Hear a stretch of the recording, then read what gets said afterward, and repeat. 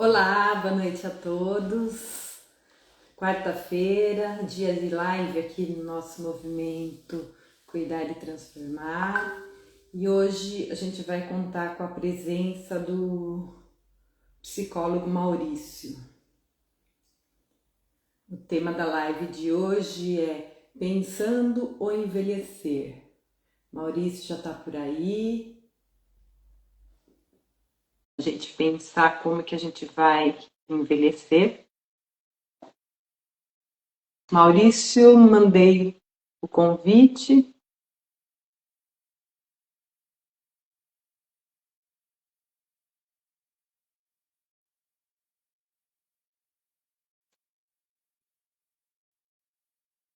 Enquanto o Maurício entra, vamos pensar.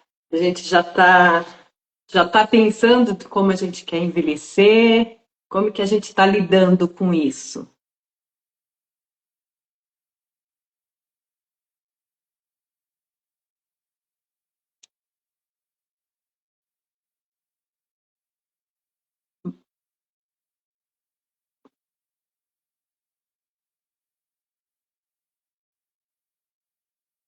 Maurício, dá um alô aí. Eu mandei o convite, mas acho que não está indo.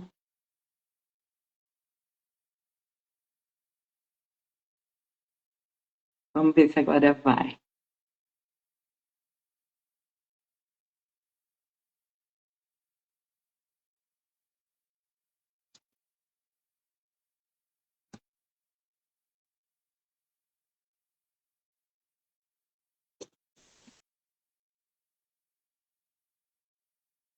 Agora acho que entrou.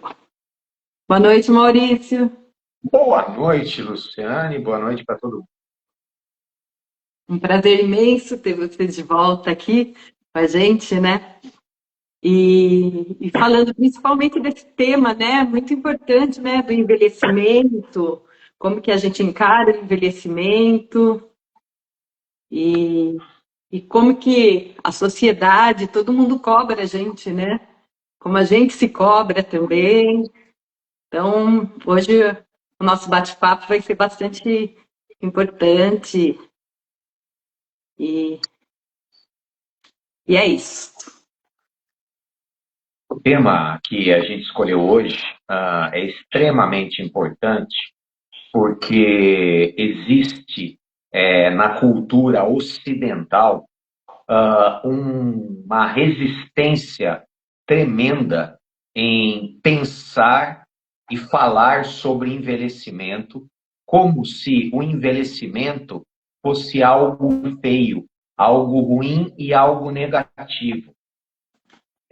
E essa questão de tornar o envelhecimento algo ruim diz respeito à objetivação do ser humano. Objetos, quando ficam velhos, ficam descartáveis. A sociedade ocidental, capitalista, consumista, focada no ter e não no ser, ela tende a generalizar esse conceito e tratar as pessoas como objetos.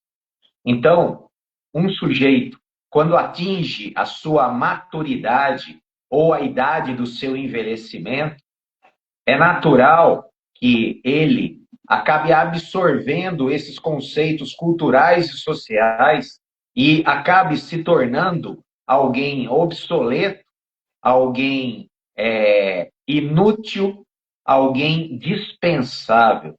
E não tem nada mais distante da realidade do que esse tipo de conceito. Então, para isso, a gente escolheu esse tema de hoje e o nosso bate-papo vai ser especificamente sobre isso. Sim. E a gente tem que levar em conta que o envelhecimento é um processo biológico natural, né? E a gente tem que se preparar hoje, né? Então, né, Luciane, a partir do momento que você nasce, ah, cada célula sua já entrou num processo de envelhecimento naturalmente. E esse envelhecimento, ele se dá pela transição das fases ou idades. Então, a natureza da vida, ela é cíclica. Tudo tem um começo, um meio, um fim. E para vocês que acreditam que existe algo além dessa vida material aqui na Terra, a gente poderia dizer que tudo tem um fim e um recomeço que é marcado com esse fim. Então, a vivência das fases, ela é algo que está escancarado, não só na nossa vida, quanto na natureza. Primavera, verão, outono, inverno, e depois recomeça novamente os ciclos da natureza. É o dia, depois a noite, depois o dia novamente. Então, não existe nada mais natural do que a vivência dos ciclos. E se não fosse a diferença dos ciclos, não haveria desenvolvimento e aprendizado, porque é somente pela diferença que nós evoluímos. Imagina uma pessoa nascer adulta e passar sua vida inteira exatamente igual até o momento da sua morte. Não tendo variação nenhuma, não existe experimentação de diferentes estados, diferentes condições, diferentes estímulos externos e respostas internas. Então, não faz a menor lógica a gente negar a realidade da vida e fugir disso que a gente está vivendo inevitavelmente. E pensar sobre o envelhecimento diz respeito a gente reconhecer que nós aqui no Ocidente não somos preparados para o envelhecimento tal qual as civilizações orientais, que são muito mais antigas do que a gente. Vou citar um exemplo. Civilização chinesa, ela tem registros históricos de 3.500 anos. Civilização indiana, através dos Vedas, registros históricos de até 5.000 anos. Civilização brasileira, você pode dizer que tem um registro cultural colonizado de 500 anos a partir da chegada dos portugueses aqui. Mas nem isso é verdade, porque o Brasil só começa a ser contado como sociedade e cultura em 1800, a partir da chegada da família real portuguesa, fugindo da invasão de Napoleão e instalando aqui toda a corte, trazendo escolas, bancos, hospitais. Então, um país com uma cultura de 200 anos, ele está muito infantilizado perto de um outro país oriental com uma cultura de 3.500, 4.000 ou até 5.000 anos de sabedoria e de vivência. Faz sentido isso? Total. É bem cultural mesmo, né? Porque se a gente for analisar, quando que a gente começa para a escola, a gente começa a se preparar para um período produtivo da nossa vida, né? Que a gente se prepara para ir para uma profissão e tal. Mas quando a gente está nessa profissão, já está numa idade mais adulta, antes, na época dos nossos pais, dos nossos avós, não se pensava na questão do envelhecimento, né? Você Não. trabalhava e ia tocando a vida.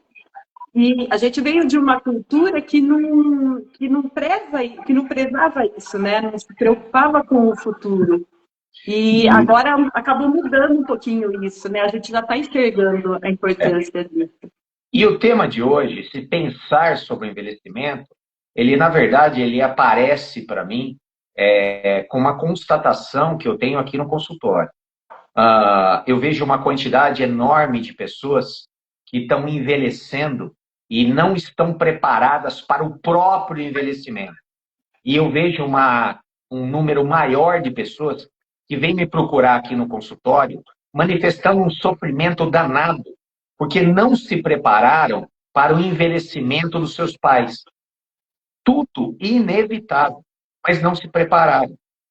Outra questão diz respeito a que até a década de 70, 80, a expectativa no Brasil ela estava na casa dos 64 a 67 anos. Hoje, em alguns lugares do Brasil, onde as condições estão melhores, especialmente aqui no Sul e no Sudeste, ou em algumas capitais do Norte e no Nordeste, a expectativa de vida ela pode superar até 90 anos, tá certo? E aí, o sujeito que viveu uma vida preparado para, se com sorte, viver até os 65, 70, ele se vê com mais 25 ou 30 anos pela frente. E aí ele pensa, o que eu faço disso? E é isso que aparece no meu consultório.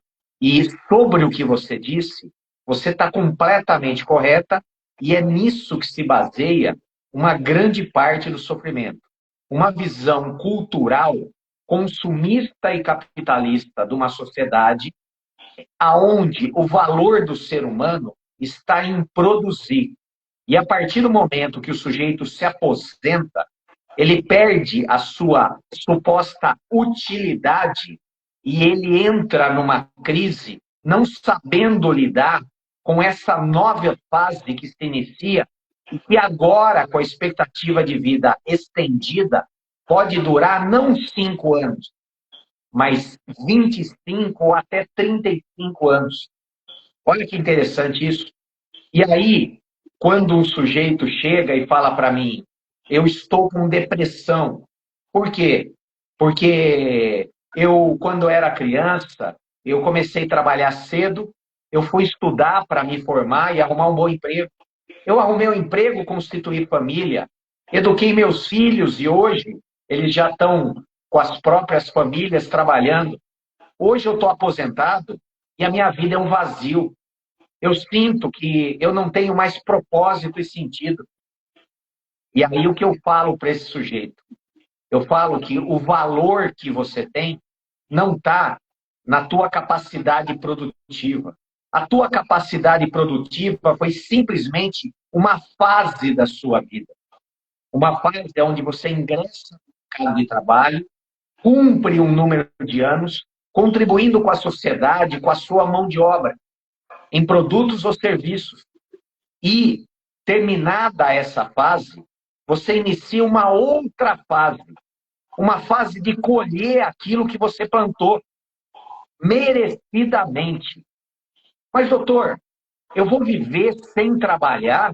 Que fase é essa? A mesma fase que você vivia quando era criança. Ou você acha que uma criança ela é inútil por não trabalhar? A criança vive uma fase da sua vida aonde ela não tem esse caráter da utilidade e da produtividade. E nem por isso ela tem menos valor. Ela está vivendo essa fase, como você viveu, como seus filhos viveram, como seus netos estão vivendo agora. Você viveu a sua fase produtiva para a sociedade trabalhando. E agora você vai viver uma fase gozando daquilo que você plantou, colhendo aquilo que você plantou. E essa fase, de acordo com o seu amadurecimento e apropriação dos valores emocionais, morais e de experiência e maturidade, pode ser uma fase tão boa quanto a fase do trabalho, a fase do estudo, a fase da criança. Porque existe valor e felicidade em todas as fases. Essa é a questão que a gente está tratando hoje. E isso não vale só para o homem. Quantas mulheres aparecem no consultório? Eu vivi a minha vida toda para servir. Eu fui educada pelos meus pais para, quando eu crescesse, casar, cuidar do meu marido, dos meus filhos.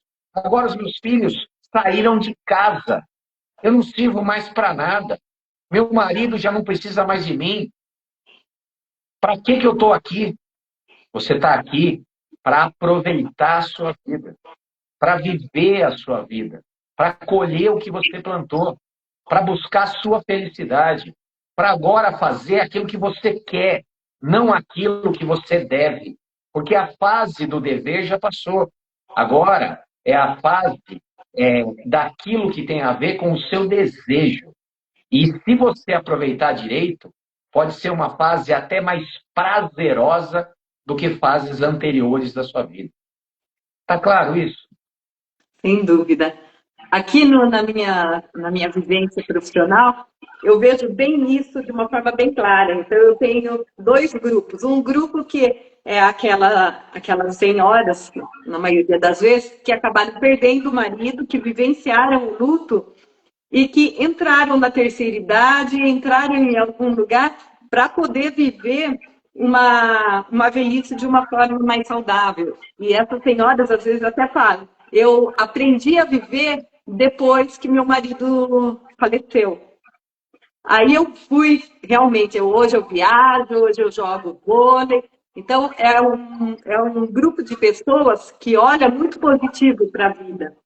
E, em contrapartida, eu tenho aqueles grupos que são o oposto, que não se prepararam. Então, hoje eles se veem sozinhos, ainda vivenciando aquilo que eles vivenciaram com os avós, com os pais deles, que eram aquela família grande, todo mundo reunido ao torno da mesa, final de semana, e falava assim, então, eu, quando era criança, eu via meus avós com aquela mesa cheia de gente, a família, todo mundo junto e tal. Hoje eu tenho uma família menor, onde cada um tem os seus afazeres, então eu me vejo final de semana sozinha, ou eu e meu marido, e a gente não tem como completar o dia, falta. Comenta um pouquinho para a gente desses dois grupos. Luciane, você apresentou uma questão maravilhosa. A falta de preparação para o envelhecimento no mundo contemporâneo gera esse fenômeno que é a senhorinha viúva ou o casal de idosos que, por não se prepararem para o envelhecimento, depositam expectativas de saciação das suas carências e do seu propósito de vida nos filhos e em terceiros. Isso é completamente inadequado. Você teve os seus filhos, cuidou, educou para preparar para a vida. Eles estudaram, estão trabalhando, formaram família, estão vivendo a vida deles. Sucesso. Você é uma pessoa de sucesso. E não pode esperar, como retribuição, que eles abandonem a vida para ficar ali entretendo. A preparação e o pensar no envelhecimento, hoje no mundo contemporâneo, é entender que a dinâmica familiar mudou completamente. E hoje, se você é idoso, se você é velho e você quer ter uma vida abundante de afeto, em vez de cobrar das pessoas a atenção, é você que tem que se preparar para oferecer atenção e afeto para as outras pessoas, ingressar num grupo, começar de alguma forma a desenvolver o interesse e entender que carinho, afeto e atenção é uma via de mão dupla. Quanto mais eu ofereço, mais eu recebo. Não eu sentado passivamente, reclamando que agora que eu estou velho, ninguém mais liga para mim. E isso é uma questão de preparação para o envelhecimento nas questões de solidão e solitude. Solidão, me sentir sozinho. Solitude, estar bem comigo mesmo. Um idoso hoje que vive a solidão é porque durante a vida dele, ele não teve a competência de desenvolver a autoestima e ser uma pessoa boa para ele mesmo, a ponto dele se satisfazer em se autoagradar, desenvolvendo atividades e cultivando amizades e competências para troca de afetos verdadeiros e espontâneos. E aí ele fica sentado reclamando o quanto é ruim ser velho. Tudo falta de preparação. E nós estamos só falando no campo afetivo. Deixa eu só estabelecer um paralelo no campo da saúde. A saúde, Luciane, que você, que eu e que todo mundo está ouvindo vai ter daqui a 5 anos, depende do quanto que você cuida do seu corpo hoje. A saúde que você vai ter daqui a 10, 15 ou 20 anos depende do quanto que você cultiva a saúde do seu corpo hoje. E aí, o idoso, o velho de 2025, vive a vida de um médico para o outro, só falando de remédio, de doença, porque não se educou e não teve o pensar no envelhecer para poder cuidar do seu corpo, para ter um envelhecimento sadio. Falo isso de forma generalizada, porque eu tenho a grata satisfação de ser convidado a frequentar grupos de terceira idade em Amparo, Pedreira, Serra Negra, Monte Alegre. E eu gostaria de citar que ontem eu estive no Fundo Social de Solidariedade de Serra Negra e lá existe o mais legal grupo da terceira idade que eu já vi na minha vida inteira. São pessoas que variam de 65 a 95 anos, que cultivaram a saúde do corpo, cultivaram a saúde da mente e hoje estão cultivando a saúde das relações, mantendo nesse grupo relacionamentos de amizade, e estão vivendo uma excelente fase, inclusive arrumando, além de amizade, algumas paqueras, ou vivendo o amor e o apaixonamento durante o envelhecimento. E isso me deixa com um nível de esperança muito grande, porque é possível, sim, educar pessoas hoje para daqui a 5, 10, 20 ou 30 anos, a partir de hoje, começar a plantar a colheita de um envelhecimento com a melhor felicidade, saúde e abundância, tanto de afeto quanto de qualquer outra coisa. Você está entendendo? Esse convívio social também é importante, é super importante lá na frente, né? Você. Ai, Luciane, olha, eu tenho até um negócio que me dá no coração, sabe? Eu canso de ouvir os idosos falando: ai, eu estou tão sozinho, os meus filhos não me dão atenção. Mas é lógico, os seus filhos estão cuidando da vida deles. Eles têm que trabalhar, às vezes, 11, 12 horas por dia. Quando eles não estão trabalhando, eles têm a casa para limpar, roupa para lavar, para passar. Tem que cuidar e dar atenção para os filhos e para a criança, da mesma forma que você fazia quando você tinha a idade deles. Então, essa é a natureza da vida. Mas eu estou tão sozinha. Mas não convida a vizinha para comer um bolo com café à tarde. Mas não liga para os amigos, para a comadre, para o compadre. Mas não sai de casa e vai frequentar uma academia, uma terceira idade, um baile, qualquer coisa. É uma pessoa que senta na poltrona da preguiça e do comodismo e se coloca como vítima, reclamando de tudo, mas não movendo uma palha para que a vida melhore. Afinal, nossa, como é ruim ser velho, mas não faz nada para mudar essa situação.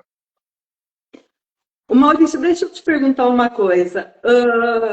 Tem algumas pessoas, eu vejo, né, nas questões dos idosos hoje, que tem essa dificuldade de socialização. Aí você vai analisar a história dele, foi assim, uma mãe que cuidou da família a vida inteira, aí cada filho teve seus afazeres, saíram de casa e tal, e ela continuou ainda com essa questão mãe e não ter amigos, porque ela não construiu, ela só se doou. Então, ela não sabe do que ela gosta, ela não sabe nada além de cuidar dos filhos. Ela não tem outra questão na vida dela, porque ela não viveu isso, ela não se preparou em outros sentidos, né? O que você me fala sobre isso? Eu não falo eu. Eu repito uma frase do Leandro Carnal. Se você, mãe ou pai, que os filhos já saíram de casa, que já estão aposentados, não tem um sentido na vida, a partir de agora, você pode ter um sentido na vida, que é procurar um sentido para a sua vida. Ah, mas a vida inteira eu fui mãe. Ótimo. Tem tanta gente no mundo precisando de uma mãe amiga, uma mãe vizinha, uma mãe tia, uma mãe voluntária, uma mãe professora, uma mãe que me ensine artesanato ou costura, ou me ensine a arrumar a casa, ou me ensine a cozinhar, ou simplesmente se importe comigo. Mas esse movimento tem que partir do sujeito. Ele não pode ficar sentado esperando que Deus derrame sobre o colo dele pessoas para lhe dar atenção, se ele não mexe uma palha para ir atrás dos outros. Como que pode esse tipo de coisa? E esse mesmo princípio que eu disse a respeito de eu sou pobre de convivência, porque você não soube cultivar amizades. Mas você não é uma estátua de mármore. Se mexa, você não é quadrado, aprenda, se esforce. Mas eu não sei, pergunta para alguém então. O que você não pode fazer é ficar sentada reclamando sem fazer nada para mudar. Mas, eu não tenho saúde. Pô, começa a se cuidar um pouco mais. Devia ter começado antes, mas agora existe possibilidade de melhorar a sua qualidade de vida. Eu conheço uma excelente fisioterapeuta que é capaz de ajudar você a recobrar uma qualidade física a partir da parte muscular, óssea e até social, porque além de atender você, ela também vai te ajudar conversando, dando bons conselhos, passando conhecimento e até dando boas sugestões. Ah, e eu estou no meu envelhecimento passando por situações financeiras agudas. Por quê? Porque essa pessoa a vida inteira não se preparou financeiramente para a velhice. Então, pensar o envelhecimento significa o seguinte, negão, você que está aí tem que pensar que em algum momento você vai precisar. E se eu precisar, eu tenho que movimentar agora. Se eu quero ter uma vida no envelhecimento confortável financeiramente, eu tenho que poupar hoje. Se eu quero ter uma vida afetiva no meu envelhecimento, eu tenho que cultivar amizades. Se eu quiser ter saúde do envelhecimento, eu tenho que cultivar uma boa alimentação, atividade física. É isso. Mas aí o nego não faz nada a vida inteira e no envelhecimento vem reclamar que envelhecer é ruim. É ruim porque não se preparou para isso. Entendo. E outra coisa, como lidar com a dor e desconforto de quem eu não me preparei a vida inteira, então eu tenho a dor, e aí hoje eu justifico não fazer nada por causa da minha dor. Isso é muito comum Olha, também.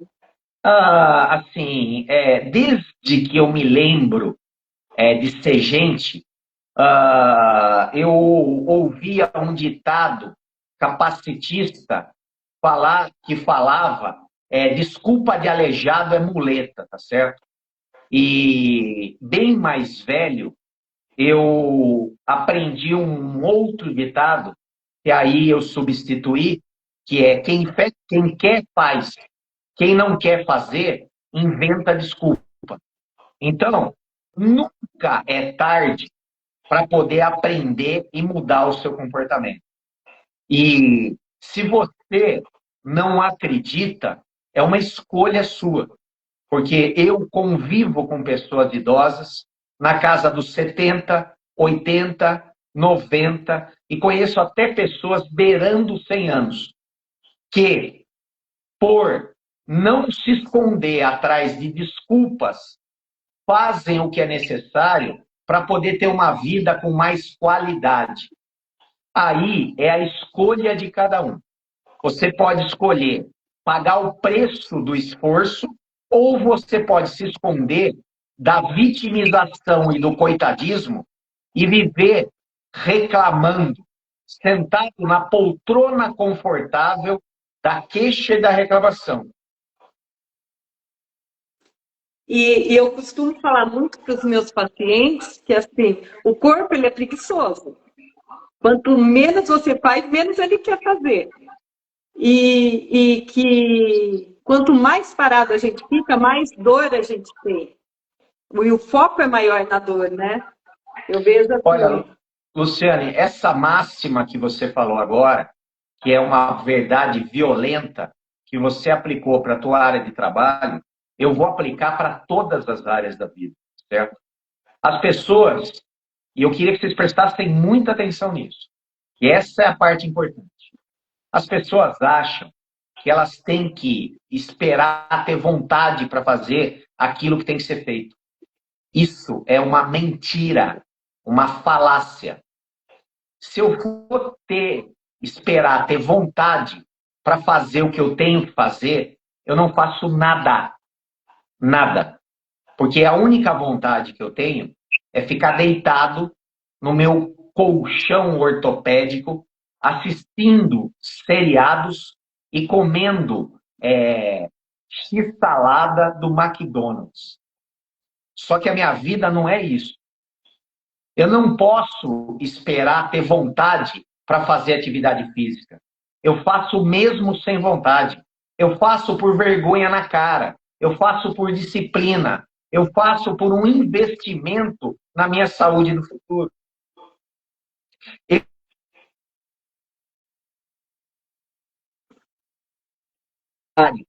Dignifico o homem, gero sustento, dá propósito. Se eu for esperar ter vontade para trabalhar, essa vontade não vai vir. Eu faço porque eu sou e tenho vergonha na cara. Muitas vezes você não tem vontade de ligar para uma pessoa, de fazer uma visita ou de receber uma visita. Mas se eu não fizer isso, eu vou ficar sozinho e vou reclamar que eu sou solitário, que ninguém me dá atenção. Eu não faço, não tenho vontade de ajudar os outros. Eu não tenho vontade de ajudar os outros. Eu não estou fazendo a caridade. Como é que eu posso pedir para Deus me ajudar se eu não faço nada pelo próximo e não cultivo o merecimento de ter a graça e a misericórdia dele? Você está entendendo? Vivemos numa sociedade onde existe a mentira de que para fazer coisas eu tenho que ter vontade. Você não tem que ter vontade, você tem que ter disciplina. Você tem que ter esforço. Você tem que ter visão de resultado. Porque se você for esperar ter vontade, você não vai fazer absolutamente nada a não ser aquilo que te dá prazer e que te faz mal. Só isso. Mas é tão difícil as pessoas entenderem. E aí sabe o que acontece? Vão pagar o preço.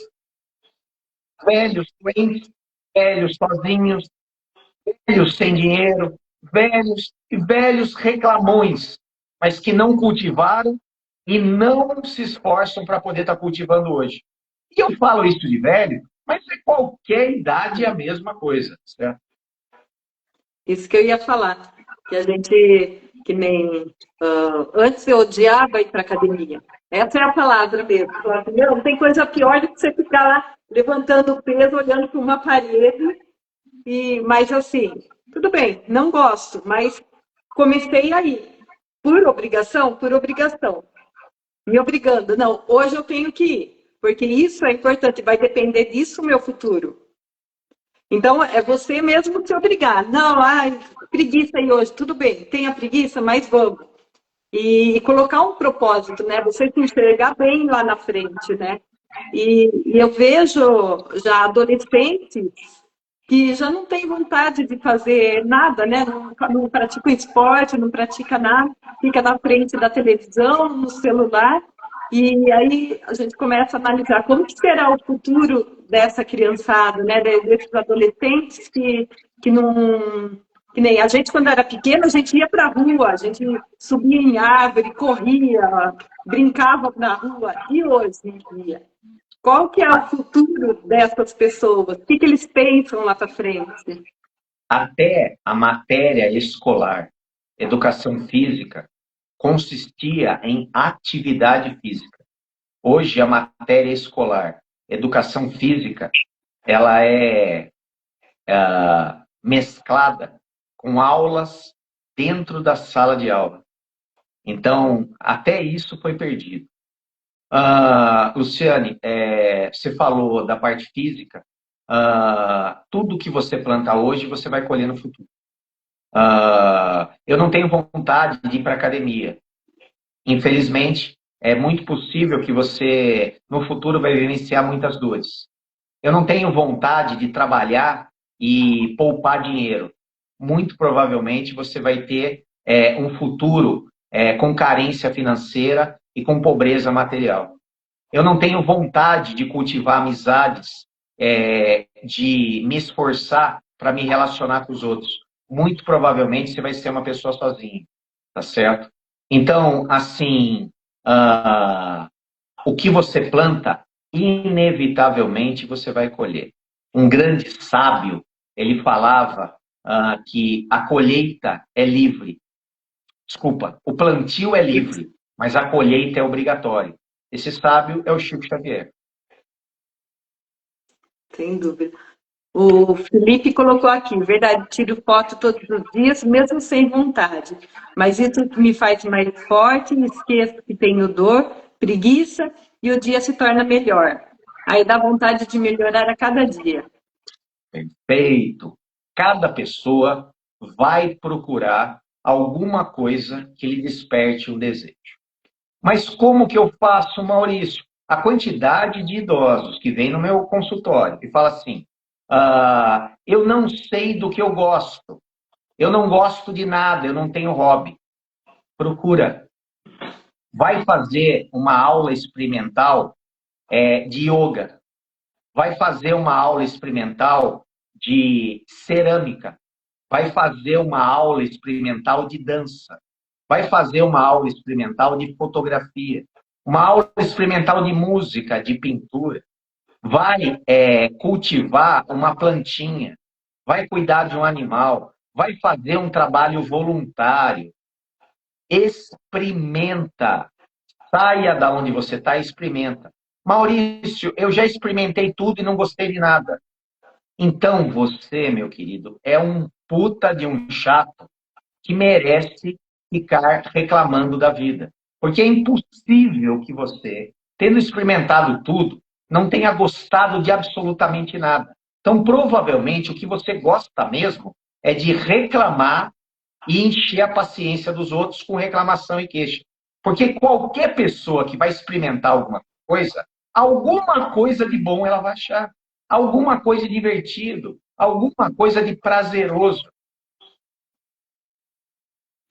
O Cássio colocou uma coisa aqui. Ô, Luciane, você me perdoa eu estar sendo tão duro hoje, tá? Tranquilo. É que é necessário, sabe? Quando você fala por uma criança ou por um adolescente, existe uma penetração maior. Mas, infelizmente, quando você fala para uma pessoa a partir de uma certa idade, existe um padrão de teimosia e de rigidez que muitas vezes impede a pessoa de estar aberta a pelo menos ouvir e vestir, nem que for um pouquinho da carapuça, e pelo menos tentar. Mas é tão cômodo ficar sem fazer nada, sem tentar, e ficar reclamando, se fazendo de coitado, de vítima. Mas pode ser crença também, não pode, Maurício? Mas é crença, não é que pode ser, é crença. Mas as Daí é crenças, difícil você elas não quebrar, são né? condenações. Uma crença é uma ideia que eu coloquei na cabeça, e da mesma forma que eu coloco, eu substituo por outra. Quantas coisas você achava que era de um jeito, e depois você viu que não era e mudou o pensamento. Mas desde que você esteja aberto e queira ter uma vida melhor, não queira ficar sentado na poltrona do comodismo, reclamando e se sentindo um desprivilegiado pela vida, porque você simplesmente está colhendo o que plantou. E nós estamos aqui pensando em perecimento, de que forma? Estamos ficando cada vez mais velhos.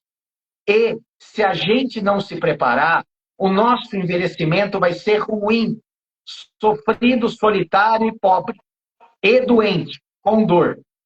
E se eu começar a cultivar, mesmo sem vontade, pensando que é um investimento, o meu envelhecimento vai ser positivo, saudável, abundante, impetuoso e com segurança financeira. Só, simples assim. O Cássio colocou aqui: quantas pessoas possuidoras de alguma comorbidade, tipo AVC, que restou alguma sequela? Também não justifica, né? A gente...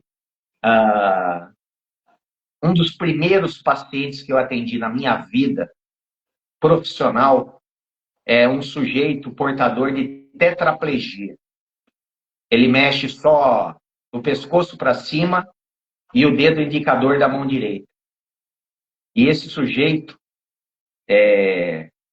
a vida inteira, ele colocou na cabeça que a limitação que ele tinha não ia impedir ele de realizar o sonho.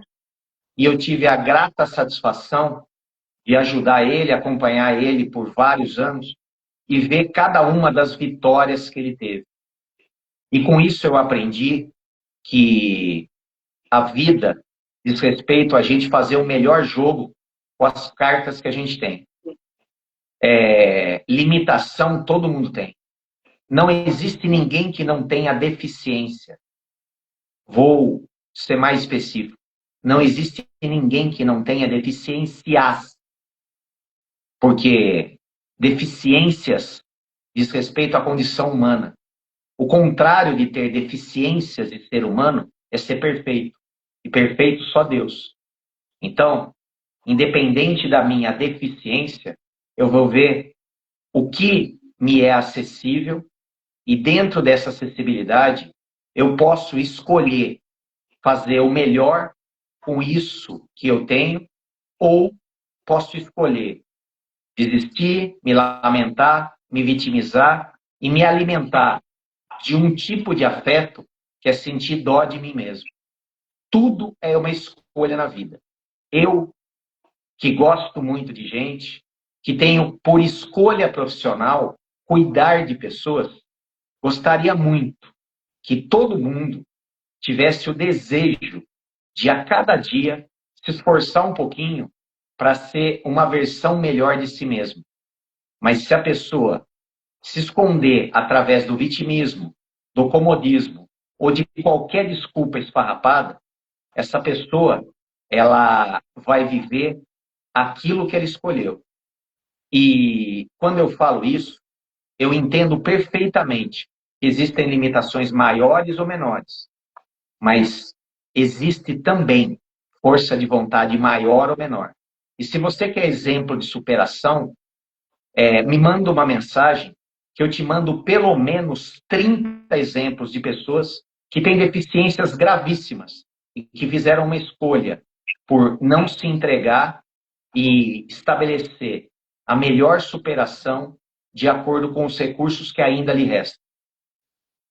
Eu tenho um amigo também, que ele, na verdade, ele foi meu paciente, e agora é amigo, e ele também, com uma tetraplegia, só não conseguia mexer os braços, ele aprendeu a mexer no celular, ele adaptou o celular, e assim, eu aprendi muito com ele. Muitas das coisas que eu não sabia, ainda na época ele era meu paciente, alguma dúvida que eu tinha em relação ao computador e celular, eu ligava para ele e ele me orientou muito. Então, assim, todo mundo tem alguma coisa para passar, né? Todo mundo tem as suas deficiências, um mais, outros menos. A questão é desejar fazer o melhor jogo com as cartas que a gente tem na mão.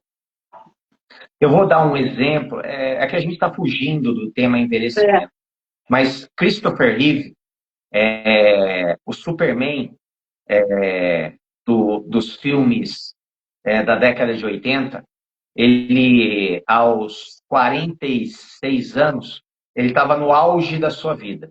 ele tinha sido indicado ao Oscar por um filme, se não me engano, Muito Além do Passado, algo assim. Ele estava casado pela segunda vez, estava com um filho de 2 anos. Ele tinha fama, dinheiro, beleza, sucesso, amor, e ele, numa prova de pismo, ele foi saltar com o cavalo refugou, ele caiu, bateu com o pescoço e quebrou a cervical e ficou tetraplégico. Ele precisava de um aparelho para respirar. Nos piores momentos da recuperação dele, ele se vira para a esposa e fala assim: eu não quero mais viver, porque eu perdi tudo. Ela olhou nos olhos dele e falou assim: eu te amo por aquilo que você é. E o que você é, você não perdeu. Ele acolheu essas palavras como um insight, como uma luz. E ele, a partir daquele dia, envergonhado, afastou esse pensamento. E aí ele resolveu analisar aquilo que lhe sobrou. Ele tinha perdido quase tudo, mas sobrou para ele ainda muita fama. Ele se utilizou da fama, dos contatos que ele tinha, e ele começou a mobilizar a classe artística americana. A partir da fama dele, ele marcou um encontro e foi fazer uma palestra no Congresso americano. E a partir do esforço dele, foi aprovada uma lei de incentivo à pesquisa de células-tronco. E a partir desse investimento e dessas pesquisas, foram criados medicamentos que, se aplicados numa pessoa com uma lesão na coluna, na medula, até um determinado tempo, você consegue não evoluir para uma paraplegia ou tetraplegia. Ele mesmo não se beneficiou das pesquisas e das medicações modernas. Mas ele, nessa condição, ele reconheceu o valor que ele tinha dentro dele, ele se esforçou e ele conseguiu fazer o bem e ainda faz para muita gente com esse pouco recurso que havia lhe sobrado. É um exemplo de superação a partir de limitações. Um exemplo de quando a gente quer, a gente faz. Quando a gente não quer, qualquer coisa é desculpa. Sim. Vamos falar um outro assunto agora ligado ao envelhecimento, que é a questão da aceitação, mas na questão de cirurgias. Então... Opa, adoro isso. Primeira coisa, no mundo ocidental, cultivou-se a ideia que o envelhecimento era sinônimo de perda da beleza. E isso é uma mentira.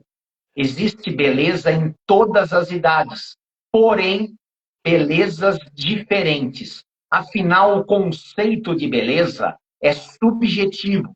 E o que isso significa? A beleza está em quem a admira. Existem pessoas que gostam de pessoas brancas, outras gostam de pessoas de pele negra, outras gostam de pessoas de pele de origem asiática, outras de pele indígena.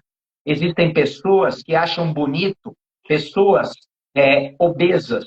Existem pessoas que gostam de pessoas magras. Existem pessoas que acham bonito pessoas altas, outras pessoas magras. A beleza, ela é subjetiva, ela é individual e ela não tem padrões. E a beleza, ela reside em todos, mas belezas diferentes e diversas, não padronizadas de acordo com o consumo e a estética do consumo. E o que eu quero dizer é que existem mulheres de 30 anos lindas, de 40 anos lindas, mulheres de 50 lindas, mulheres de 60 lindas, mulheres de 70 lindas, mulheres de 80 anos lindas, mulheres de 90 anos com a beleza dos 90 anos e mulheres com 100 anos com a beleza dos 100 anos. A questão é você querer ser a sua melhor versão, com a sua vaidade positiva e expressar beleza dentro da sua faixa etária.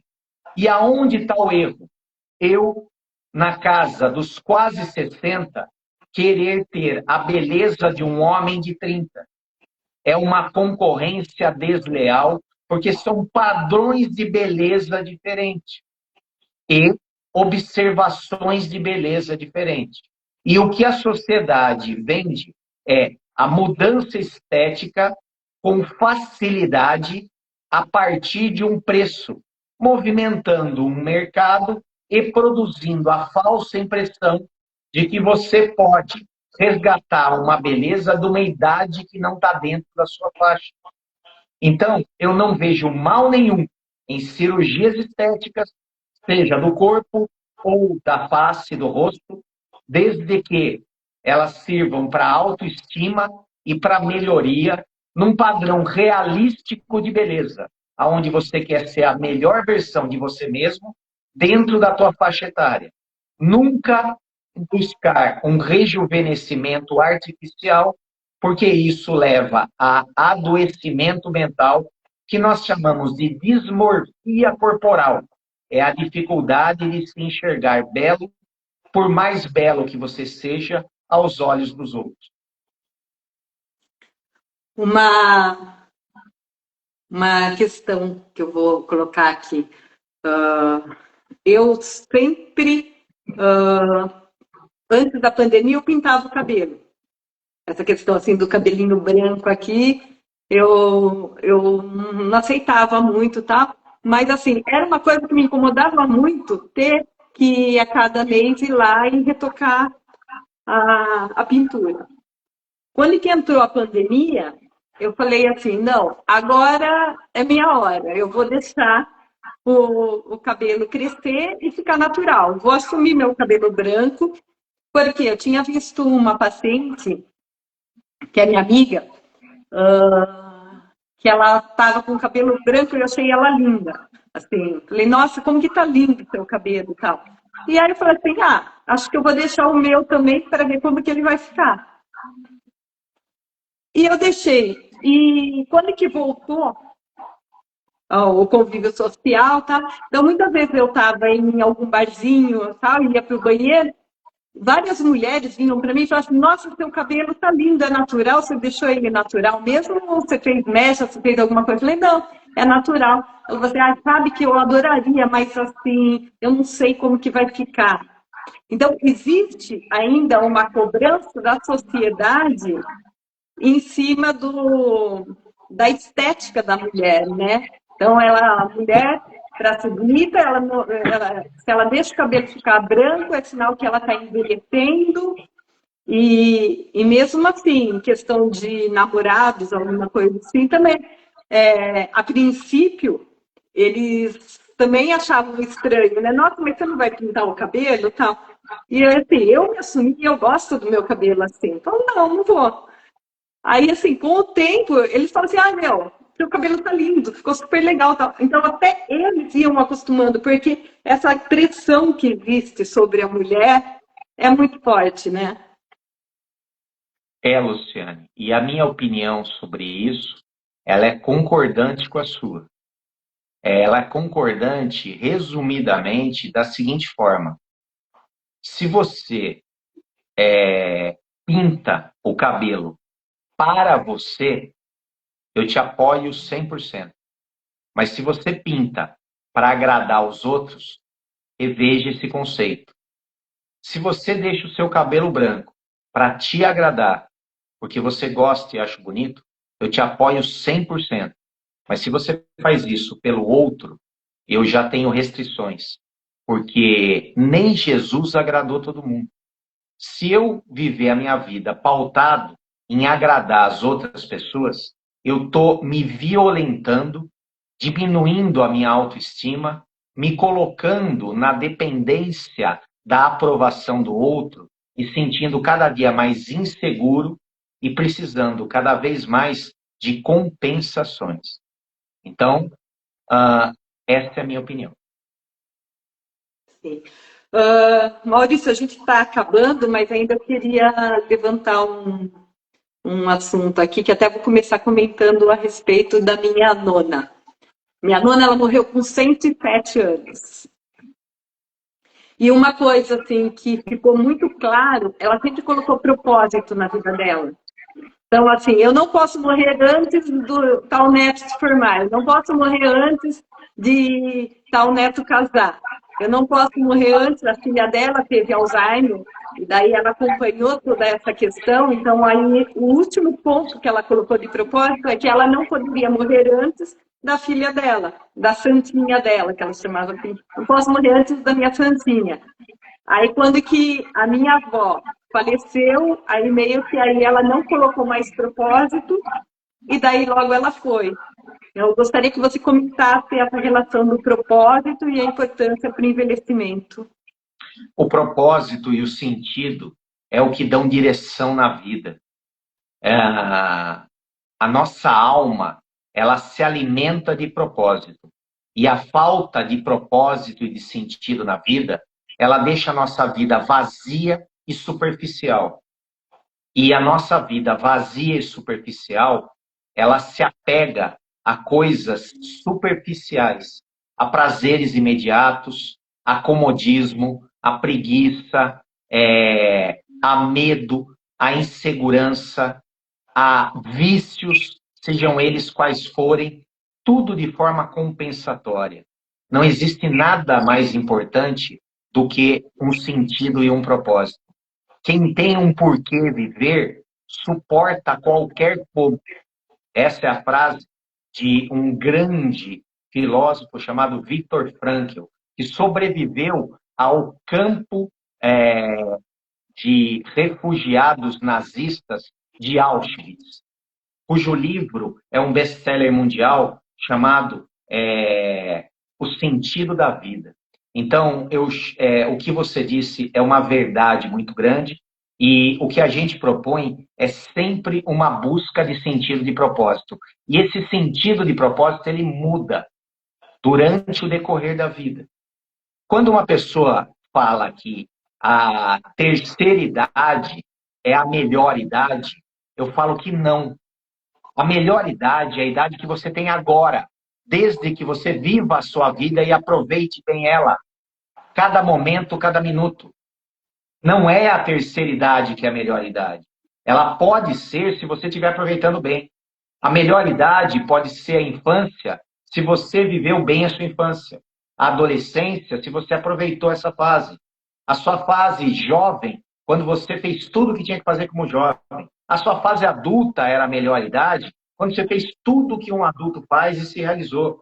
E o envelhecimento também pode ser a melhor idade, se você extraiu de que de melhor tem no envelhecimento, que é justamente o quê? A queda das obrigações e o viver muito mais pelo querer do que pelas obrigações. É a fase de eu gozar, é a fase de eu aproveitar. Luciano, todos os dias que eu olho no espelho, eu falo para mim mesmo, um dia a menos eu tenho. A morte é inevitável. E a melhor vingança para a morte é viver cada dia melhor. Se a cada dia eu estou um dia mais velho, é minha responsabilidade encher de vida os meus dias. Fazer que eles tenham mais propósito, sentido, aproveitar mais. E aproveitar não é ir atrás de um prazer imediato, é ir atrás de um valor na vida. Não é buscar qualidade de vida, é buscar uma vida com qualidade. Uma vida onde tem propósito, onde eu faço coisas que me deixam feliz e que podem proporcionar felicidade para as outras pessoas. A minha mensagem aqui é uma mensagem de extremo otimismo. É uma mensagem de que a vida é um presente de Deus. E o envelhecimento é somente uma fase que pode ser vivida da melhor forma possível, com gratidão, desde que você coloque o foco nas coisas boas. Mas, infelizmente, a nossa cultura faz com que o envelhecimento valorize somente aquilo que é negativo. Isso não existe. Nenhuma fase da vida só tem prós. Todas as frases têm prós e contras, têm ônus e bônus. Quando você é criança, Você vive a brincadeira, mas também vive a dependência e a fragilidade. Quando você é adolescente, você está descobrindo o mundo, mas você tem uma crise de identidade. Quando você é jovem, você tem a vitalidade, mas você tem a imaturidade. Quando você é adulto, você está no pleno da sua vida, mas é carregado de obrigações e deveres. Quando você está velho, você já não tem o mesmo vigor físico, mas tem toda a sabedoria e maturidade para aproveitar cada dia melhor a sua vida.